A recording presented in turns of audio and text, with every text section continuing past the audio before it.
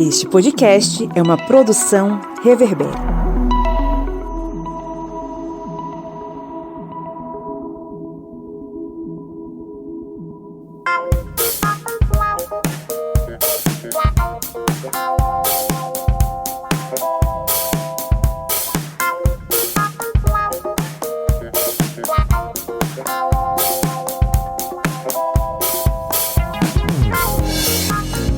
Olá, ouvintes! Está entrando no ar mais uma Minipédia, o seu programete com conteúdos expressos sobre história e demais ciências humanas. Aquele programa que te ajuda a pensar ainda melhor sobre alguns assuntos cruciais para a história do Brasil e do mundo. Eu sou Pablo Magalhães e estou aqui acompanhado dele, o homem que tem uma trincheira, um soviete montado na Vila Eduardo, o senhor Kleber Roberto. E aí, pessoal, beleza? É só que esse soviete aqui tá cada vez mais difícil, né, de conseguir gás e conseguir óleo vegetal.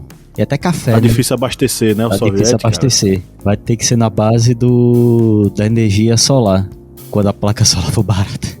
Clebão, tem novidades aí no soviete, do historiante? Rapaz, a novidade agora é que a gente só pesquisa sobre guerra, né? Todo dia o pessoal vem com OTAN, cadê a OTAN, cadê a Rússia, cadê a Ucrânia? E a gente acaba esquecendo o resto do mundo, né? A gente acaba esquecendo esse mundo aí bipolar, esse mundo que não é entre Estados Unidos e Rússia, viu, gente? O mundo agora é dividido entre Estados Unidos e China. A gente até lembra, né, Pablo, que a gente fez o sorteio de um livro da nossa parceira Intrínseca, que foi o livro de Graham Allison, A Caminho da Guerra, que vai falar sobre essa armadilha entre Estados Unidos e China. É um livro muito bom, né? Você até chegou a fazer um vídeo. Pois é. Sorteio pra quem?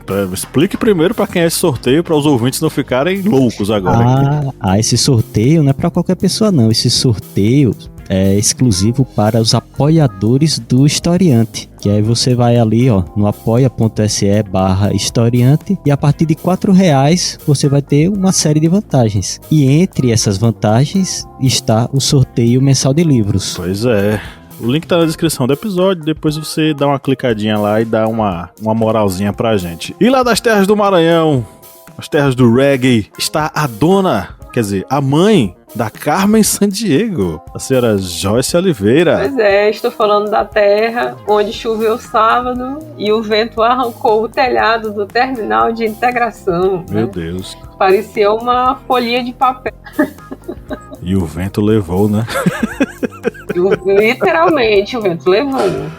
E agora o povo está pegando um ônibus na calçada, porque o terminal está interditado. Meu Deus do céu, o caos instalado no Maranhão. Com certeza. Joyce Oliveira, novidades lá dos cursos do historiante? Rapaz, nós temos um agora que tem uma promoção, né, muito boa para as pessoas que tiverem interesse. Nós estamos com 20% de desconto. Ou seja, né, você vai pagar R$ 59,90, né? Que é um preço aí que você pode dividir ou você paga tudo à vista, né? A gente diz, fica ao seu critério. E, né, você pode utilizar a carga horária, né, que é de 30 horas, para colocar, por exemplo, você que é professor, né, tem o censo, né, educacional. Sempre pergunta se a gente fez algum curso, né? Você que é estudante, você que precisa de ACC, pode colocar, né, o certificado desse curso nas suas horas complementares, né? E aí, aulas gravadas que você pode acessar, né, a partir da sua disposição, né, da sua disponibilidade. É isso aí. Então acesse o historiante.com.br e veja os nossos cursos, ou então clica no link aqui na descrição desse episódio que você vai direto e aproveita essa promoção massa. Hoje a gente tá aqui reunido para falar sobre o que, dona Joyce, nesse episódio da Minipédia? Nós vamos falar sobre um evento muito importante na Primeira República. Nós vamos falar sobre a revolta da Chibata. Isso aí. E aí, Kleber Roberto, se você pudesse definir aí 3 pontos principais sobre esse assunto, para todo estudante, todo professor focar neles, quais seriam? Bem, 3 pontos que são muito importantes para entendermos a revolta da Chibata seria, em primeiro lugar, entender esse racismo estrutural que ainda estava ali dentro da Marinha brasileira, depois o contexto da própria revolta em si, os motivos que deram e também o desenrolar da revolta e também as consequências o fim, o que aconteceu com os marinheiros que participaram da revolta da Chibata. É isso aí, sem mais delongas agora, vamos para o nosso episódio, vamos para o nosso conteúdo.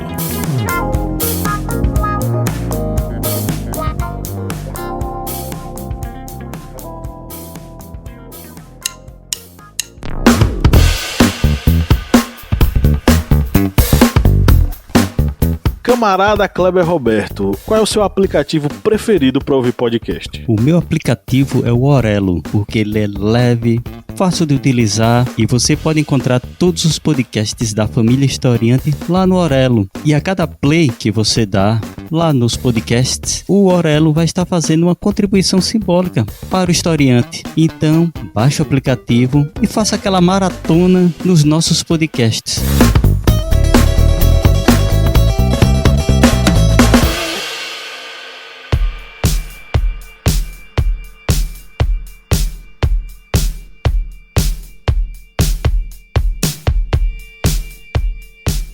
Para a gente entender o que foi a revolta da Chibata, para a gente entender o contexto dessa revolta, a gente tem que entender a instituição onde ela aconteceu, que era a Marinha Brasileira. A Marinha Brasileira, no século XX, já era a Marinha Republicana. Os desavisados precisam ser lembrados de que nós estamos falando de um evento que aconteceu após a proclamação da República, que aconteceu em 1889, e que deu fim à monarquia em nosso país, né, revogou a monarquia e instituiu uma república. Uma república, inclusive, que durante seus anos iniciais foi uma república muito assemelhada com uma ditadura, né? E aí por isso que a gente chama ela de República das Espadas. Então, essa marinha, em pleno século XX, ela mantinha uma punição que eram os castigos físicos. Castigos físicos esses destinados àquelas pessoas que saíam da disciplina militar e acabavam, enfim, subvertendo a ordem. Geralmente, esse tipo de punição era dada para as patentes mais baixas. O que é interessante notar é que essa marinha, em pleno século XX, ela mantinha uma ordem jurídica ligada à marinha lusitana, à marinha portuguesa, ainda do período colonial, vamos dizer assim. Inclusive, as leis que vão reger a marinha lusitana, e aí especificamente tem um documento que são os artigos de guerra e tem outro documento que é o regime provisional para o serviço e disciplina das esquadras e navios da Armada Real, que por ordem de sua majestade deve servir de regulamento aos comandantes das esquadras e navios da mesma senhora. Esse documento ele tem raízes ainda no século XVIII.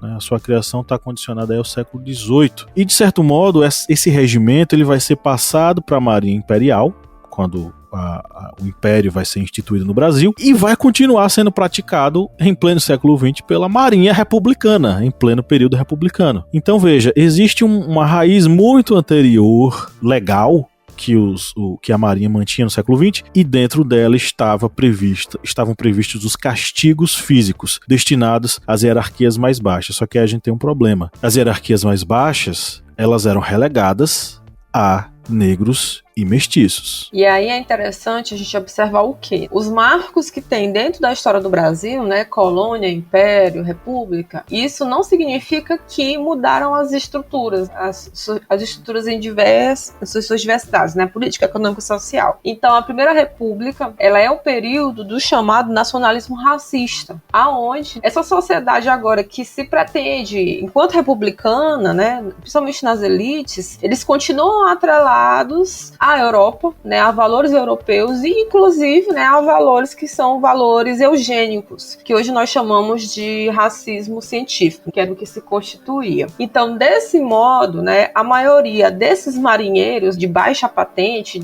nessa baixa hierarquia, eles eram compostos de pessoas que, em sua maioria, eram libertos, né, ou descendentes de escravizados, que não receberam nenhum tipo de assistência do Estado brasileiro, ficaram, né, à sua própria sorte e acabaram encontrando na Marinha uma chance de poder sobreviver, né, não vou nem dizer de poder viver.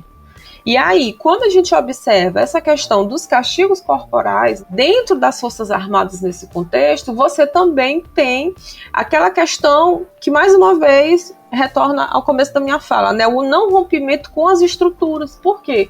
Porque o castigo físico, ele ainda é uma demonstração, né, daquela ideia do castigo do corpo, da punição. E aí, para quem já leu Foucault, Vigiar e Punir, entende muito bem essa ideia, né? Mas é essa questão de, você não castiga, você castiga o corpo, porque ainda não se tinha chegado à ideia, por exemplo, do aprisionamento como uma forma de punição. Então, o que esses sujeitos, né, eles vão encontrar dentro da Marinha, que é considerado uma instituição conservadora, tem até a discussão hoje de como a Marinha ela não quer que o João Cândido seja reconhecido como um herói, é a demonstração que ainda não tinha acontecido este rompimento com essas práticas que são práticas escravagistas. A gente vê também as mudanças que vão ocorrendo dentro das próprias marinhas e até revoltas que foram ocorrendo naquele mesmo início do século XX. Tem, por exemplo, a revolta do encouraçado Potequim, que existe até um filme também com o mesmo título, baseado no mesmo tema, que foram de marinheiros de um encouraçado do Império Russo, que eles acabaram se amotinando por causa das péssimas condições de vida no seu encouraçado, até mesmo com questão de alimentos que eram entregues estragados para eles. E esses marinheiros, eles se amotinaram, tomaram o poder no navio. Outros navios, belonaves do Império Russo, foram despachadas para abordar o Potequim, mas acabaram se juntando ao mesmo encouraçado e partiram para a Romênia em busca de asilo. Isso já demonstrando que aquele problema na estrutura que ocorria dentro da estrutura da Marinha Russa era algo que não era só de um navio, eram de vários. E era também algo que podemos trazer para uma realidade da Marinha do Brasil no início do século XX. Porque esse problema que ocorreu e que veio a fazer com que tivesse essa revolta ela não abordou apenas um encouraçado, mas foram 4 navios de guerra, ou seja, demonstrando todo aquele problema que ocorria não somente na estrutura de um navio, mas da própria marinha do Brasil. E vocês, ouvintes do Historiante, se quiserem também perceber visualmente essa diferenciação que ocorria na marinha brasileira, só é vocês pesquisarem por fotos da revolta da Chibata, procurando pelos marinheiros negros. Quando você vê as fotos, na grande maioria dessas fotos, os marinheiros estão descalços. Eles estão descalços, remetendo àquela condição que ocorria na escravidão há poucos anos antes. Ou seja, é essa condição do racismo que existiu do Brasil Colônia, chegou ao Brasil Império e entrou no início da República sendo perpetuado, que era o escravo descalço. Só que já tinha ocorrido a abolição da escravatura, mas esse racismo, essa parte desse racismo estrutural permaneceu na Marinha Brasileira. E há quem diga que a escravidão acabou quando foi decretada a Lei Áurea, né? É uma palhaçada mesmo. Enfim, quem era João Cândido? Quem era o cara que liderou o movimento? O senhor João Cândido Felisberto. Ele era filho de escravizados, ex-escravizados no caso, mas quando ele nasceu os pais ainda estavam na condição de escravizados, porque ele nasceu no dia 24 de junho de 1880, numa fazenda lá no Rio Grande do Sul, chamada Encruzilhada do Sul, ali próximo de Porto Alegre, distante aí mais ou menos 170 quilômetros. Quando ele tinha 14 anos, aí ele vai ingressar na Marinha como recruta ou grumete. Inclusive esse termo eu encontrei, eu fazendo pesquisa aqui nos navegantes de São Francisco, os trabalhadores das navegações, além de serem chamados de moços de convés, eles eram chamados de grumetes, né? Ou seja, aqueles meninos que entraram agora no trabalho. Como marinheiro, o João Cândido ele navegou em 3 continentes. Ele esteve na Europa, esteve na América, esteve na África. E é nessa experiência que ele vai aprender a operar quase todo tipo de instrumento a bordo do leme ao canhão. Então é esse mesmo João Cândido que não estudou, né, mas de certo modo ele tinha uma sabedoria. Ele causava a impressão nas pessoas de ser um cara respeitável, um líder e tal. Ele causava essa impressão. Não que ele não fosse, não estou dizendo isso, mas ele acabava gerando isso nas outras pessoas. E de certo modo é uma afirmação que percorre outras pessoas que conviveram com o João Cândido, inclusive quem pesquisa sobre ele, como o Fernando Granato, que escreveu O Negro da Chibata e João Cândido, 2 livros que saíram na coleção Retratos do Brasil Negro. Então aí o que aconteceu, né? O João Cândido, além de participar de todas essas expedições, ele vai para Bolívia, Bolívia, vai por diversos lugares, né? Vai contrair tuberculose, vai chegar a ficar internado 3 meses no Rio de Janeiro. Quando ele se recupera, ele vai ser mandado para a Inglaterra em 1909, onde ele vai aprender a operar o encouraçado Minas Gerais, fabricado pelos britânicos. É nesse contato que ele vai ter com os britânicos que ele vai começar a entender um pouco sobre direitos e sobre respeito na marinha. Os marujos ingleses vão ter um soldo interessante, vão conseguir pagar uma casa bacana, a família deles é bem alimentada e tal, e ele vai ver, juntamente com outros marujos brasileiros, que a situação lá era completamente diferente da situação dos marujos brasileiros. Então, quando ele volta da Europa, ele já aprendendo tudo isso, quando ele volta para o Brasil, voltando da Europa, ele vai tentar negociar o fim da chibatada com o então presidente Nilo Peçanha. Obviamente que ele não teve sucesso sequer de conseguir contato com ele. E é aí que vai acontecer um fato crucial que vai mobilizar e vai deflagrar o processo da revolta da chibata, que vai acontecer em 1910, ali no mês de novembro, e tem a ver com o marujo, o marinheiro Marcelino Rodrigues Menezes e suas 250 chibatadas. O caso do Marcelino foi o seguinte: ele foi, acusado, não se tem certeza dessas acusações, de levar cachaça a bordo e ferir um cabo, a golpes de navalha. Então ele teria desrespeitado as normas, desrespeitado um colega de profissão, e por isso ele foi condenado a receber 250 chibatadas. Durante a execução dessas chibatadas, ele desmaiou, mas o castigo ele continuou, e isso revoltou a população, revoltou a tripulação. Se a gente se lembra, a gente se recorda, os soldados que foram para a Guerra do Paraguai, os escravizados que foram para a Guerra do Paraguai com a promessa de, se voltassem, estariam livres, e quando eles voltaram, se sentiram nessa mesma condição de perceber a humilhação, a violência com que os seus parentes eram tratados, é a mesma situação aqui, Ou seja, a gente está falando da mesma condição, que é a condição de violência advinda de realidades que eram realidades escravistas. Então foi o prosseguimento, desse castigo, apesar do desmaio do Marcelino, que acabou, sendo o barril de pólvora de uma situação que já era uma situação que já estava insustentável. Então, no dia 22 de novembro, quando o encouraçado Minas Gerais, que era o barco que eles estavam, chegou à Baía de Guanabara, eles mataram os 6 oficiais, entre eles o comandante, que era o comandante Batista das Neves, e um 7º oficial, ele conseguiu escapar, que foi o Álvaro Roberto. Ele escapou, mesmo ferido, ele escapou para outro barco, que foi o encouraçado São Paulo, e acabou avisando outros oficiais que fugiram para a terra firme. E aí, nessa noite, esse motim dos marinheiros, ele acabou se estendendo para outros barcos, outros encouraçados, porque eles viviam na mesma condição. No caso, também entraram no conflito, o encouraçado São Paulo e o Deodoro, e também outras embarcações que eram embarcações menores.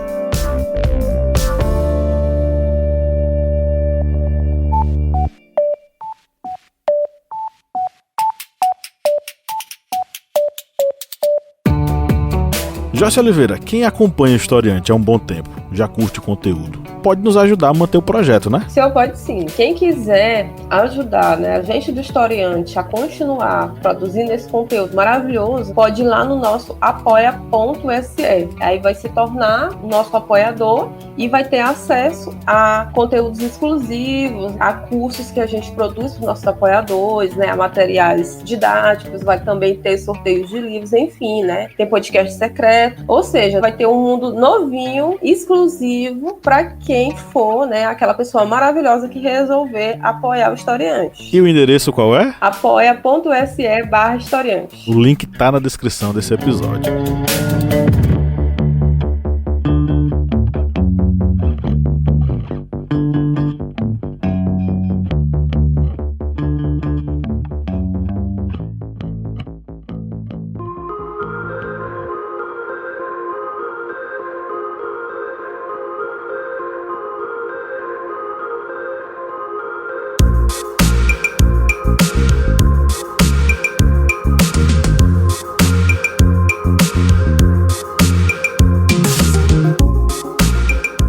algo interessante nessa revolta é que, nesse início, o recém-empossado presidente Hermes da Fonseca, ele queria bater de frente com os marinheiros. Só que aí um senador, Pinheiro Machado, chegou para ele e passou a real. Ó, Hermes da Fonseca, são dois encoraçados super modernos.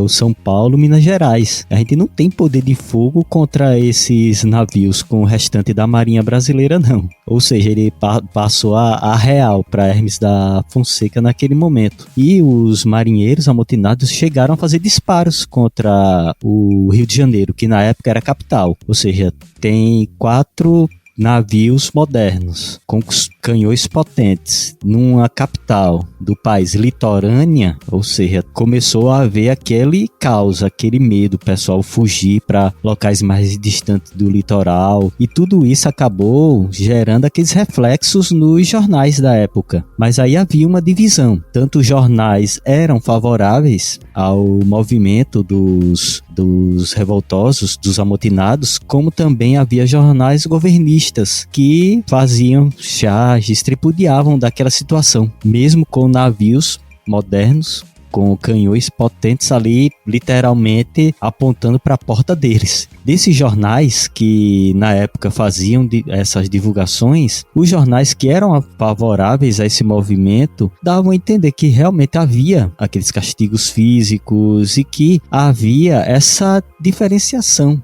racial dentro da Marinha Brasileira. E até havia essa, digamos, ideias diferentes com relação ao nome que foi dado a João Cândido, que era Almirante Negro, porque para os jornais que apoiavam o movimento dos amotinados, o Almirante Negro, essa expressão, essa alcunha, dava a entender que realmente um navio de guerra ele poderia ser comandado por um marinheiro negro. Já os jornais governistas que eram contra esse movimento, que era contra o motim, eles faziam chacota disso, dando a entender que almirante e negro eram palavras totalmente diferentes, tipo água e óleo, não se misturavam. Para ser um almirante tinha que ser branco, tinha que ter aquela formação, e para ter aquela formação militar tinha que ter condições. E vamos lembrar que quando ocorreu a abolição da escravatura no Brasil, da escravidão, os negros eles não tiveram acesso a nada.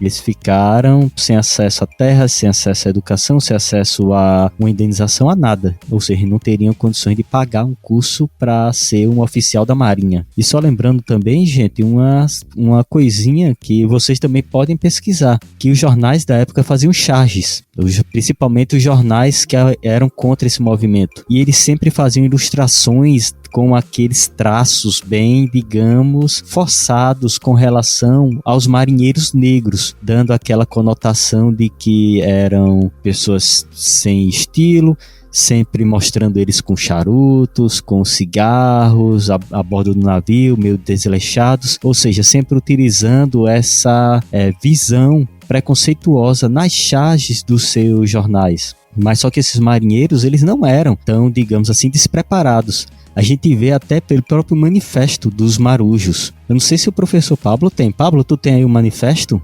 na tela aí pra ler? Tem. Então manda ver aí o manifesto. Notícia quente!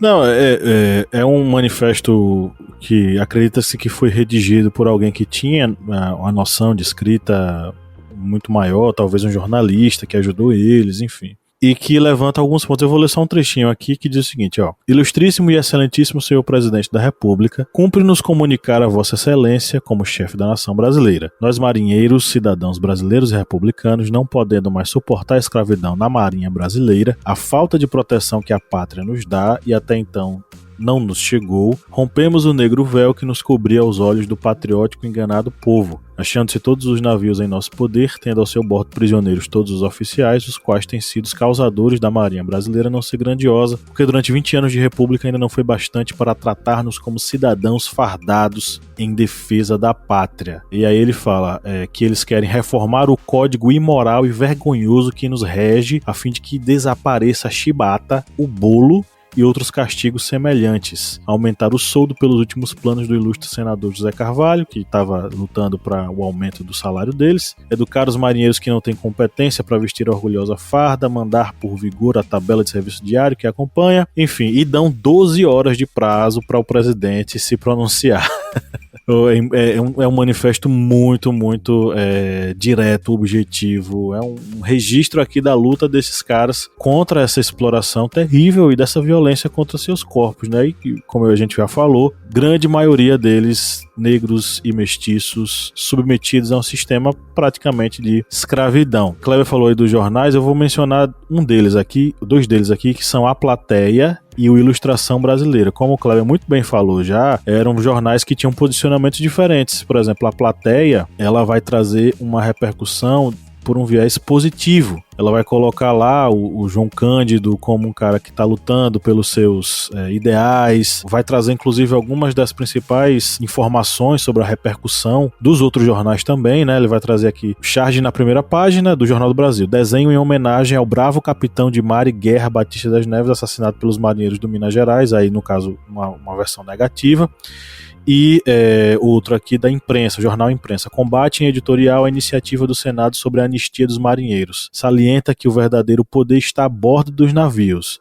E aí ele fala que o poder está com os marujos que estão lá revoltos, né? Isso aí já no jornal Imprensa. Então são posicionamentos que vão se dividir aí, os jornais vão ficar bem divididos. O que vai acontecer é que o presidente, ele não vai demorar muito e vai anistiar os marinheiros. Só que essa anistia, ela não vai ser ampla e restrita não, tá? O Hermes da Fonseca vai aceitar os termos propostos lá no dia 26 de novembro de 1910, vai prometer anistia, só que não vai cumprir. Dos 2.379 marujos revoltosos, 1.216 foram expulsos, 600 foram presos, 105 obrigados a embarcar nos porões do navio satélite rumo à Amazônia, sendo que eles nem chegaram lá porque 14 deles, por exemplo, foram fuzilados no meio do caminho e os corpos jogados ao mar, e João Cândido e mais alguns dos companheiros foram presos. O João Cândido mesmo foi interrogado e em 1910 ele foi levado para a Fortaleza de São José, na Ilha das Cobras, onde ficou trancafiado com outros 17 companheiros. E aí, o que vai acontecer? Eu não vou dizer. Quem é que vai dizer o que vai acontecer na Ilha das Cobras? Sou eu, né?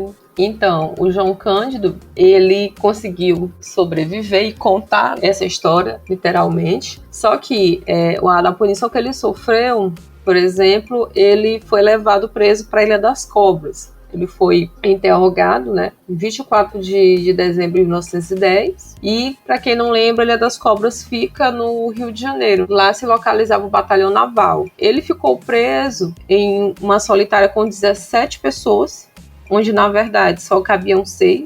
Eles ficaram 3 dias sem comer e beber água, debaixo do sol. Se isso não fosse suficiente, com a desculpa de que era preciso desinfetar a cela, né, jogaram cal dentro da cela, e aí o cal corrói, né? Cal rói. Apenas 2 pessoas conseguiram sobreviver, e quem foi? Foi o João Cândido e o João Avelino de Lira, de 26 anos. Os outros morreram de fome ou de asfixia. Como o João ele acabou não morrendo, em abril de 1911, ele foi mandado, né, para o Hospital Nacional dos Alienados. E alienado, gente, nesse contexto, era como se eram chamadas pessoas que tinham distúrbios mentais. No caso, naquele contexto, loucura, que tudo era encaixado como loucura. Ele ficou nesse hospital por 2 meses, só que o diretor da instituição, que era o Juliano Moreira, né, disse que ele não tinha nada de louco. Então, como ele foi expulso em tese, ele foi expulso do Hospital dos Alienados, ele voltou para a prisão, onde ele conseguiu sobreviver, né, a um assassinato. Durante o período que ele esteve preso, ele bordava. Se eu descobri essa informação aqui quando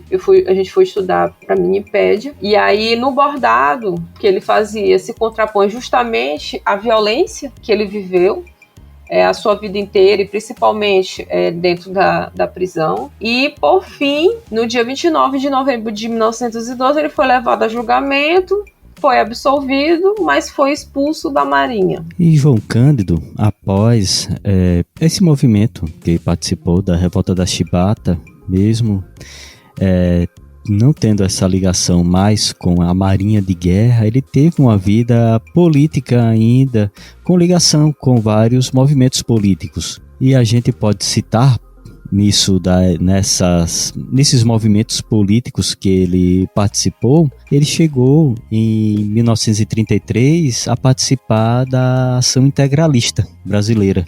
Ele chegou a conhecer Plínio Salgado em 1932, ele chegou a participar de um núcleo do movimento integralista brasileiro. Naquele movimento ali que várias pessoas de renome nacional começaram a participar daquele movimento. E ele participou desse movimento, se não me engano, ele chegou até ser preso quando Vargas jogou na ilegalidade de todos os partidos políticos no Brasil, incluindo aí o movimento integralista. E ele passou o resto da vida sendo vigiado de perto pelas autoridades, porque eles temiam novamente alguma ação dele. E João Cândido ele veio a falecer em 1969, já aos 89 anos, e deixou como legado todo esse movimento dentro da Marinha Brasileira.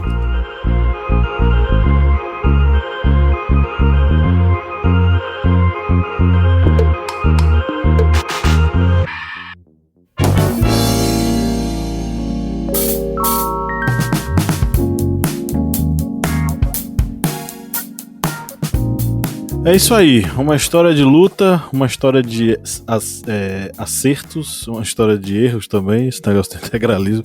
Kleber foi direto, foi logo no jogo baixo, né? Integralista! Mas chegamos ao final da nossa gravação. E aí, o que é que vocês querem concluir para dizer para os nossos ouvintes? Eu vou falar, né, que é previsto dentro da legislação, né, das diretrizes curriculares nacionais para o ensino de história cultural afro-brasileiro, que a gente trabalha com biografias. Então, trabalhar a biografia do João Cândido, a vida dele, né, a luta dele é importante, por exemplo, para que outros João Cândidos venham a nascer. Aí eu vou até falar aqui do filho do meu amigo, que é o Airuan, e da Helena, que é o João Cândido, que nasceu no dia da Consciência Negra, ano passado, e fez 4 meses, né, 2 dias atrás. Arrasou! Deixo como dica para vocês que estão ouvindo pesquisarem sobre as questões raciais no Brasil. A gente tem também até podcasts também falando sobre racismo estrutural no Brasil, que vale a pena acompanhar, fazer essa maratona no Historiante. Aproveita e faça essa maratona lá no Orelo. E vocês podem pesquisar mais também sobre essas questões que abordam a questão do racismo na estrutura militar brasileira, tanto na Marinha, como também algumas décadas antes, na questão do Exército. Aí vocês podem abordar a questão que ocorreu do racismo na Guerra do Paraguai. É bom a gente estudar sobre essa parte da nossa história que muitas vezes algumas pessoas tentam ali jogar para baixo do tapete, mas nós, historiadores, a gente vai lá e diz, não, ó, tá aqui, isso realmente ocorreu. É isso aí, eu vou só dar uma sugestão de leitura, 2 leiturinhas bem levezinhas.